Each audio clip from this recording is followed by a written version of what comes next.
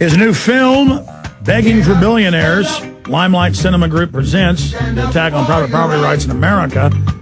Philip Klein, director, executive producer, and it's taken the prize at a lot of big film conferences and film fests. We're very, very excited. He's going to be this Sunday down in New Braunfels, Texas, at their big Texas Film Festival down there. It's the main selection film for that, the final film that they'll be showing. So we'll go over that.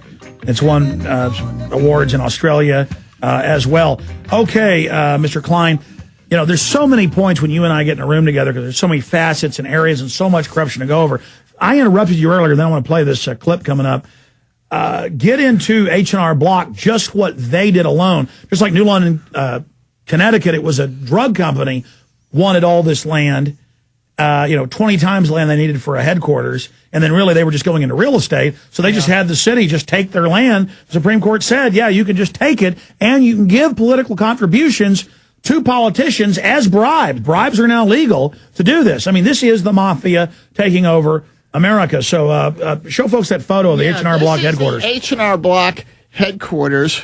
I don't know which. Hold it up right there. That's good. Okay. Headquarters. And they took out 5 businesses.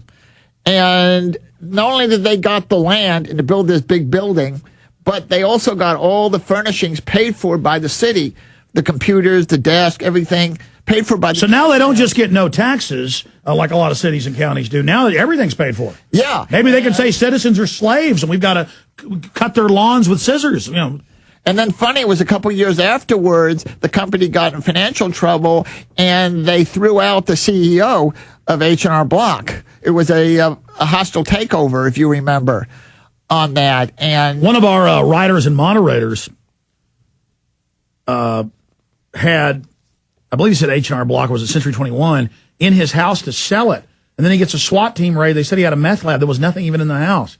I don't know. It's just a side issue, but go ahead. Yeah, and this is actually the former mayor, Kay Weldo Barnes, and she's in a documentary. And one of my favorite moments in the whole documentary is I asked her at the end of the documentary about the businesses downtown that she's taking out with eminent domain and throwing on the side of the street. She looks at me and goes, I'm sorry, I don't answer non-media questions. Even I was invited in as a media person, she refused to answer my question, and that's how we end the documentary. I do want to also mention the website. Yes.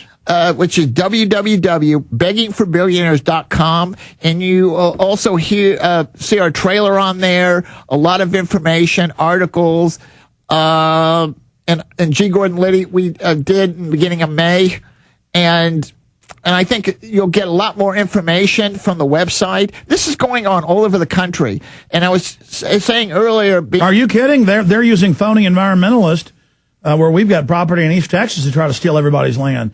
It's all phony. They're just thieves. Yeah, but it's also racist.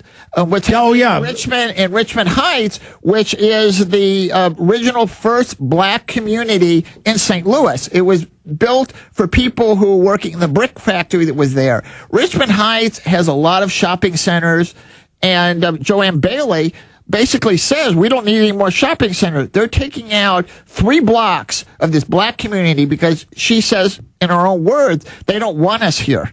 And they're going to build high-rise condos, expensive buildings, and also a shopping center. And then all that does is actually drive up real estate prices where the working folks and poor folks can't pay to live. It's unbelievable. But the favorite case, I think, in the whole documentary is Jim Rue. Jim Rue is a minister out of St. Louis. He lost quite a bit of property. What he basically does is he runs low-income housing for the poor. And they took out a bunch of his property, Bohemian Heights, to build a shopping center. So he had one building that they were going to take, and they didn't take it. And what happened was it looks over coming east into the highway into downtown Kansas City. He had this tall building, so he put a great big anti-eminent domain mural on his building. Well, the redevelopment agency told him to take it down or they'll come and remove it. Well, he had a couple of lawyers, and finally the Institute of Justice came in, and he won. saying it was First Amendment that... So now they're so mafia, they're going, hey, on your own property, you don't put up signs talking bad about us, so we'll send by some guys to take care of you. Yeah. And I told Jim, I said, if they come on your property, take the mural down, you have the sheriff's department arrest them for trespassing. And which is interesting, the court really ripped the redevelopment agency that they had no authority. But that's what I mean. Government and these quasi-government groups are getting crazier and crazier. Like cops will see an ambulance drive by speeding and they'll say, he thinks he's above the law. I'm pulling the ambulance over. I mean, they're going crazy. It's like... It's scary out there. It really is because, and, you know, you look at your property, you know, go outside and look at your property and think... Is it really yours? You're already paying way too high of property tax on it. Most people can barely hold on to their property. But even if you can, it's really not yours because they can just come by and steal it. Yeah, but what's even funnier we found out in the investigation, which is not in the documentary, there's developers driving around with maps looking at people's property in areas that they can go and No. You know what we found? It was on West 36th Street, West 37th, because he had a house. He had two houses he built after World War II, Roland Ellingston, a retired arborist. I need to go see if Roland's alive. He was dying of cancer, and I saw him years later at a rally, barely alive. He's just a really tough old guy. And this is how I found out about this, like in 1996.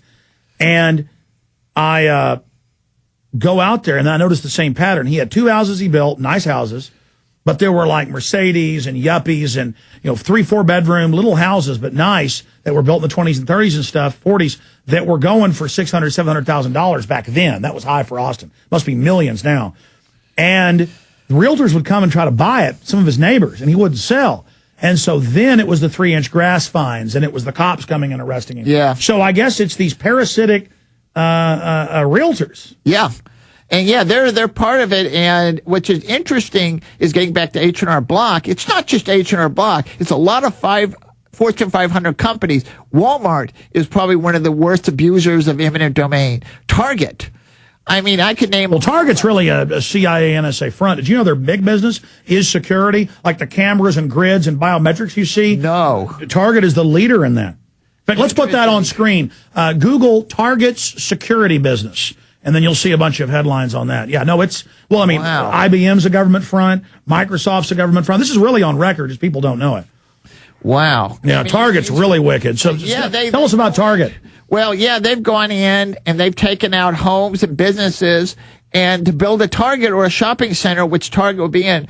And they've done Walmarts that way all over the country because I work with eminent domain groups all over the country from both coasts, and I get emails of people telling me their stories. Google Target's real business or Target Store's real business. Sorry, go ahead. And when you really find out that it's just kind of like a mafia type of deal what happened is big Fortune 500s have become the new mafia. No, they're the global government. Yeah. And they come into third world countries, the U.S., anywhere, and they buy off the local politicians. Then they got the cops, and they say, look, we have weapons. Stand down. It's ours. Well, actually, if you go to Google on YouTube, there's actually a film on there of a woman being dragged at Connecticut, being dragged out of her home by police, sheriff's office, actually pulling her out of the house. And some of these people in New London, Connecticut, these were 3, 4, 5 generations. These were doctors and lawyers. I mean, this was, and the point is, if they'll go after middle class people and homes that have been in the family 3 generations, nobody's land is safe. Well, that's what happened in Sugar Creek. Penelope Marsh talks about how her uncle lived down the street. Her uncle lived in this house. Her grandfather died in the house. She was born in the house. And her mother breaks down in tears and goes, I can't eat, I can't sleep, knowing that my house is going to be gone. But what we really show in this document is the psychological impact it has on people. We just don't have a bunch of talking politicians and a bunch of experts. We have actually the people telling their story. And I think that was important. Yeah, that's what's important. I mean, look, a lot of people don't care about money and power. We're the normal people. We care about ancestral homes. We care about family. We care about comfort. We care about roots. And these dirty robber barons just run around all over the world kicking. Look, I remember 20 years ago, being in southern Mexico and Yucatan. And there were brochures in all the nice hotels.